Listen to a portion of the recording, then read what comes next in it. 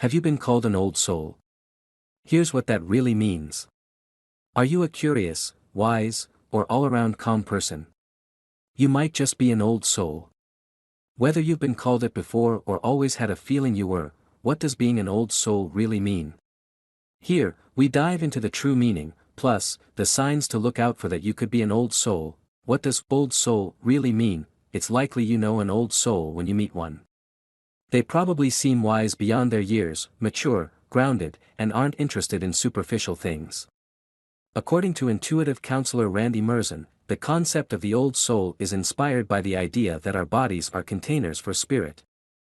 And an old soul is someone who continues to reincarnate in order to heal or complete karmic agreements, of course, depending on what you believe and how you relate to spirituality. Another way of thinking about old souls is the idea that we're all perhaps different incarnations of universal life force, and those old souls are simply tapped into that wisdom on a deeper level, and from an earlier age, during that lifetime.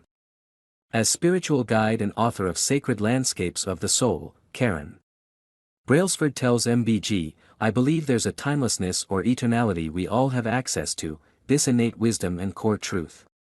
In some ways, one might say we're all old souls, and maybe in different lifetimes we're exploring different aspects of that. Is it a good thing to be an old soul? It's usually a compliment to be referred to as an old soul, as it implies grace and wisdom.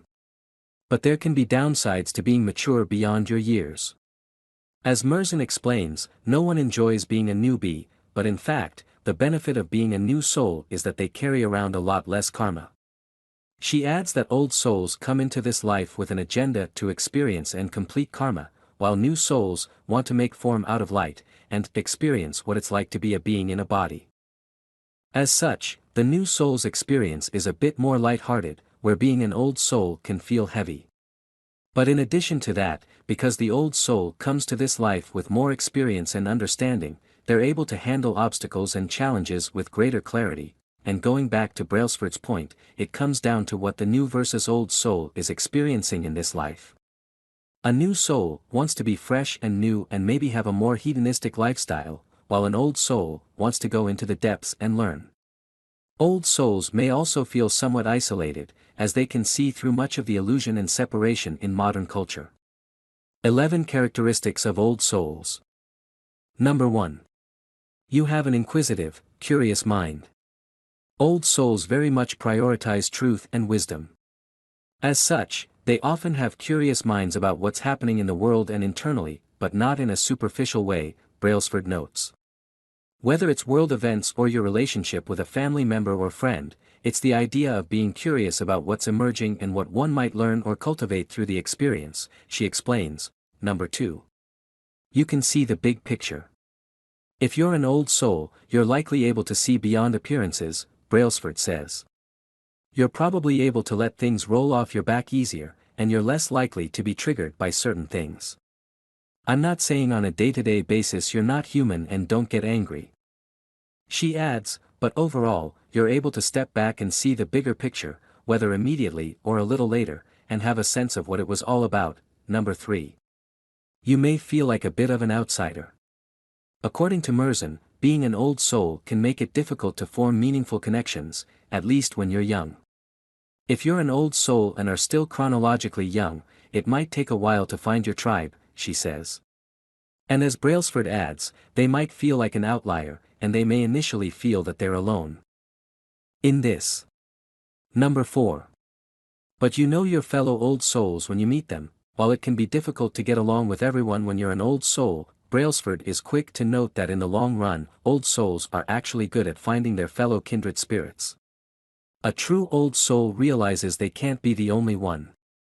Old souls are looking out for one another, they're trying to find one another, so they're trying to make that connection because they realize there's a connection to be had. This is where you see those instantaneous soul connections that run very deep. Number 5. You feel deeply connected to everything. Not only do old souls feel deeply connected to God, Spirit, the universe, whatever it is they call it, but they also feel that with nature, the people in their lives, and even strangers. An old soul has a sense of connection to the universe and therefore to other souls, Brailsford says, adding, we probably have that connection to everyone, but maybe it doesn't show up in this lifetime. Number 6. You go against the status quo, because old souls can see the big picture and beyond many of the basic structures that govern our reality. They like to do things their own way. Old souls are rebellious, Brailsford notes. They don't just think outside of the box, they intuit that the boxes don't even exist. There's a skepticism, a sense of understanding that everything they've been shown isn't necessarily the case, and they're going to seek to find their own truth. Number 7. You're wise beyond your years. From an early age, you may have been told you're wise beyond your years. Perhaps you've always felt you were more mature or understanding than your peers, especially when you were young. As Merzen explains it, there is a knowing that they have been around the block before. You may recognize an old soul even in a newborn. Their spirit's wisdom is written over their entire body. Number 8. You're not materialistic. One of those basic structures that we touched on previously would be materialism. Simply put, old souls are not concerned with it. They have a sense that we're living in this material world, but there's something more important, and perhaps the things we've been taught in school, or by our parents, or society, aren't necessarily true, Brailsford says. Number 9.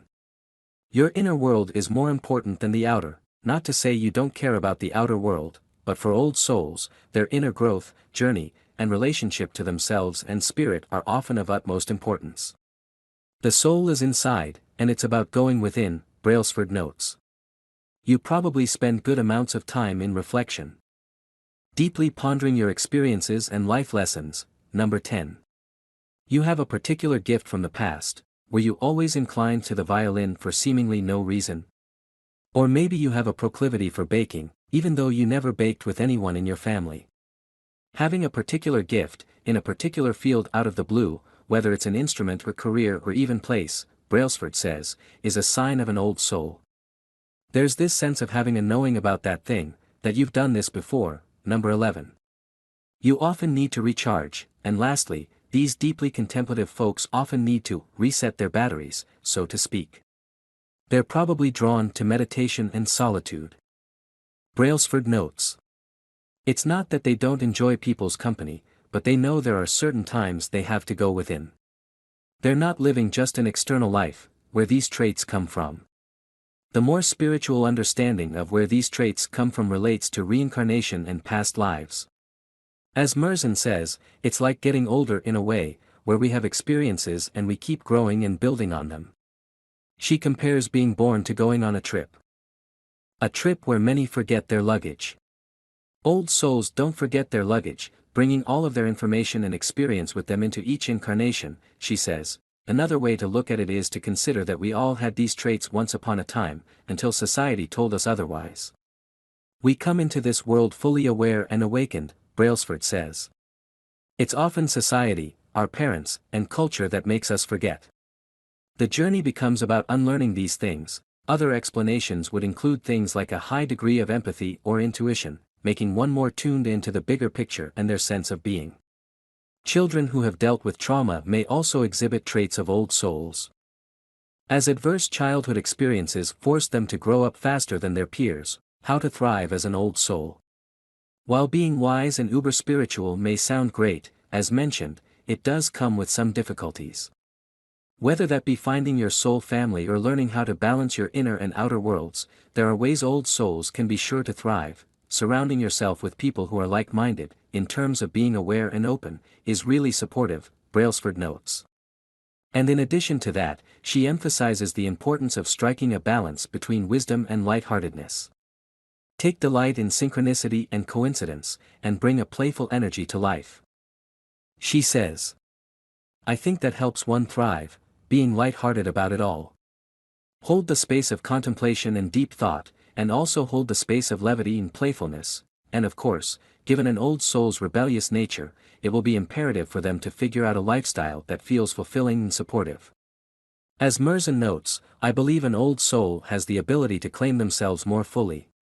They want to tailor their life and experiences to something that really resonates with them in present time. The bottom line. There are so many ways we can think about souls, old and new. Whether we're all varied incarnations of the same soul, Or there really are souls that are younger versus newer. The bottom line is, most of us can imagine what kind of person an old soul is and what traits those people embody. From deep intuition to a certain stillness in their presence, these folks have clearly learned a thing or two early on, making them wise and deeply spiritual people.